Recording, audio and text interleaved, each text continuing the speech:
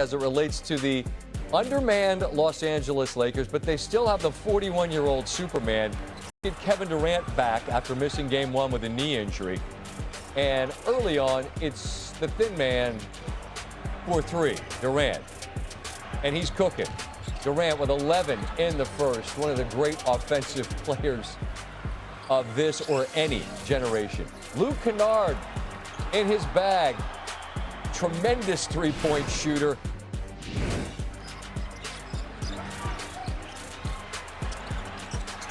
LeBron James Knocks down the three. The lead's 13. It's a 13-point lead. Marcus Smart, who hit a bunch of threes early with a lob up top. DeAndre Ayton reaches behind his head to slam that one down. The Lakers up 15. Rockets climbing back in it. Again, it's Durant, who had 20 in the first half, and they trimmed the lead to 3 going into the second half. James, who played 39 minutes in this one, with the bounce at 41. We've truly never seen anything like this at this age. It's astounding. The lead is 5. Smart, tough fadeaway being challenged by Jabari. He hits it. It's a 7-point lead into the fourth. Now, LeBron past Jabari Smith, and the lead is 5. Under 6 to go. Then it's Smart. I mentioned the threes early. Here's a big one late. Smart goes for 25. Luka cheering him on. Austin Reeves on the sideline cheering him on. James, who finishes with a game-high 28. Need the same energy on the road, though. We don't have a choice. I mean, it's the postseason, so it's first to 4. It's never the first to 1. It's never the first to 2. And our whole mindset now is focused on game 3. We know we're going to a hostile environment. Guys tend to play better at home than they do on the road, so we have to be ready for that pack. We got to be ready for that intensity. How good did that behind-the-back dunk feel for you? Listen, I'm just super blessed and super humbled to be able to still play the game that I love to play at my age. And I mean, that's it. That's all I got for you, Ashley. Brian, I mean, 41 years old, leading the team, leading the game in scoring, 39 minutes. They don't have Luka. They don't have Reeves. They're up 2-0. He's never lost a series when he's up 2-0. I mean, I get it. We get immune to this to a degree, but this is nonsense, man. This is insane. How do you frame it? Yeah, let's split this down the middle and talk about the Lakers first. This looked like a throwback game to 2006, where LeBron is sort of playing in a rock fight playoff game, carrying, not being able to really shoot the ball great, but just getting to the foul line, manufacturing points. The game is being played in the 70s and 80s. I guess they got a little bit higher than that. I guess they cracked 100. Back in 2006, it rarely happened. And this was just like LeBron in 2006, except for instead of 21, he's 41. And I'm telling you, I'm not seeing a ton of difference in the way he's playing, to be honest with you. And then I think you look at Luke Kennard and Marcus Smart, they combined for 48 points tonight. Okay, maybe if you had Reeves and Doncic, they would have a little bit more than that. But talk about filling the offense. And I'm just going to say, mid-season trade, Rob Pelinka gets Luke Kennard for a relative song. In a competition, that's a great trade, okay? And then you got J.J. Redick, who has designed a game plan here that is taking advantage of Kennard. Kennard's not just standing in the corner catching and shooting threes. They got him moving around. They're giving it to him on the move. They're designing stuff for him. J.J. Redick's got his sleeves rolled up here, making this happen for Luke Kennard. And Smart, look, he's played in dozens of playoff games. He's going to get hot every now and then. It falls into place. Now let me go to the other side here. Scott, I know Kevin Durant has this bruised knee. He's obviously not 100%. He's got 9 turnovers in this game. He's got 9 turnovers. This is just an unacceptable showing.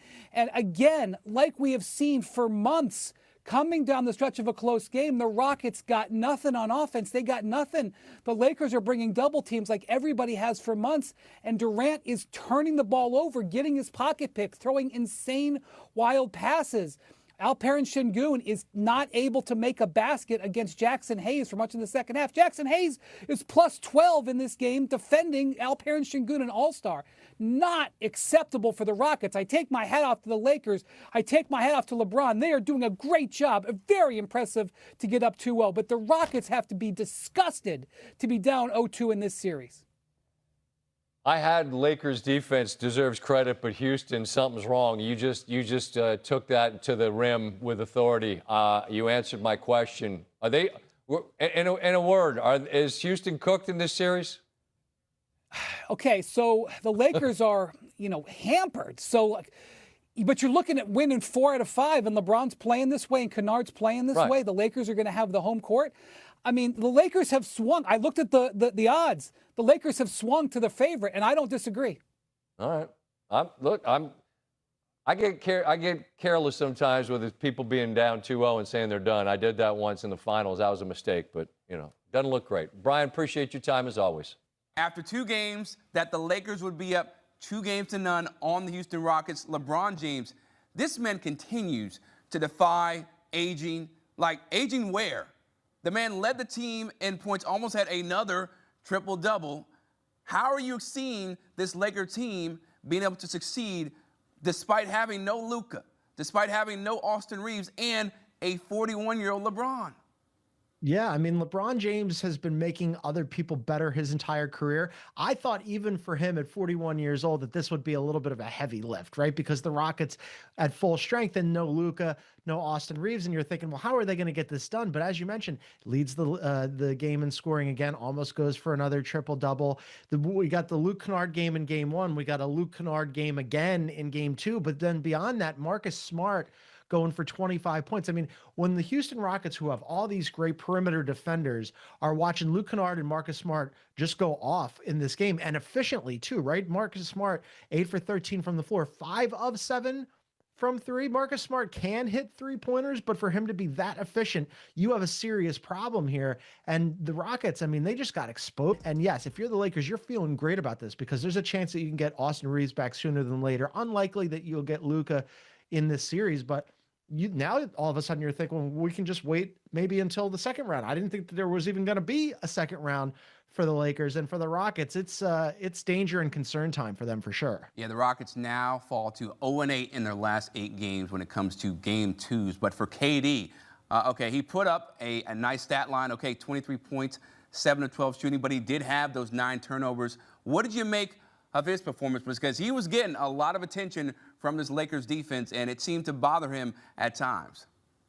Yeah, not at times. Basically the whole game, right? Yes, he does go for 23 points, but he only takes 12 field goals in this game, Chris, and only 4 in the second half. And when you get Kevin Durant back, if you're the Rockets, you're thinking, okay, we really need it because we need his offense. We needed somebody to facilitate the offense, to initiate it, to create, because in Game 1, there was nobody. I mean, the offense was completely bogged down. Everybody was just basically standing around and staring at each other. And then you're thinking, if you get it into a late game situation, he's your closer, so you should be good now, right? Except for no, because he couldn't get any shots off in the second half. I'm not sure why. The Alperen Şengün was super inefficient.